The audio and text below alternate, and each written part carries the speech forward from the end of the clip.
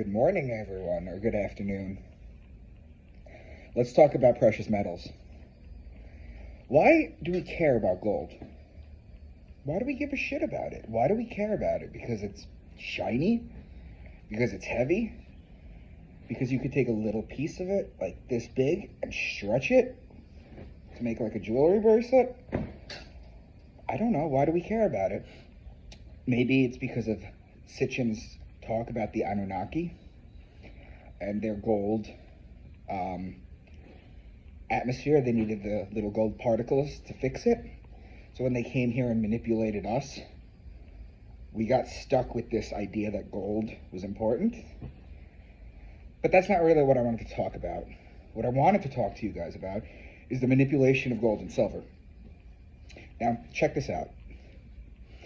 From the 1300s until the 20th century, silver to gold traded at about 13 to 1.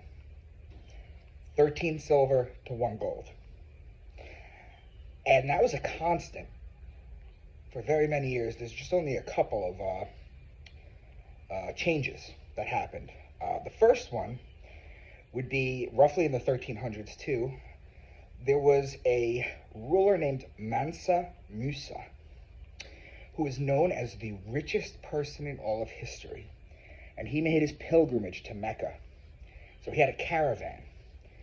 And he brought so much gold with him in this enormous caravan. And he would just give it away as he would pass cities. And he gave away so much gold that it actually devalued it.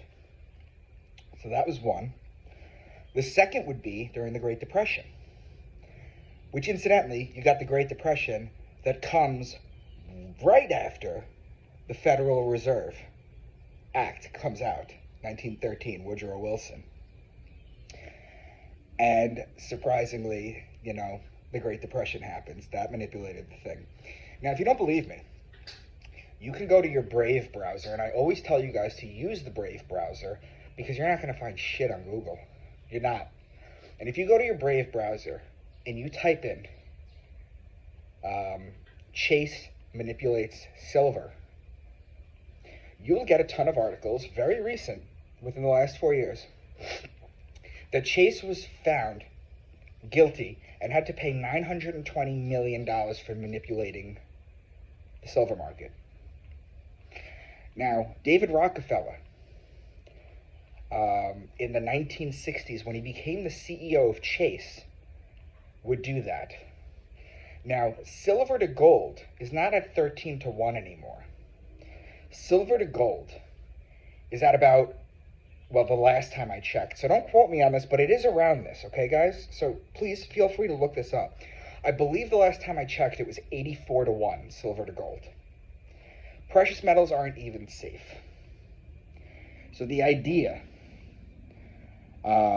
that gold and silver is going to save everything, it is more stable than fiat currency by a long shot. But that doesn't mean that people out there in high value places like the head of, an international bank, JP Morgan Chase, can't manipulate it. That's wrong. So if you guys want to do a deep dive into that, you can. But I just wanted to bring this to you. Now, I'm not saying don't stack silver and gold because it's still the best hedge against fiat. But it can be manipulated. And if you guys wanted to learn about that, go right ahead.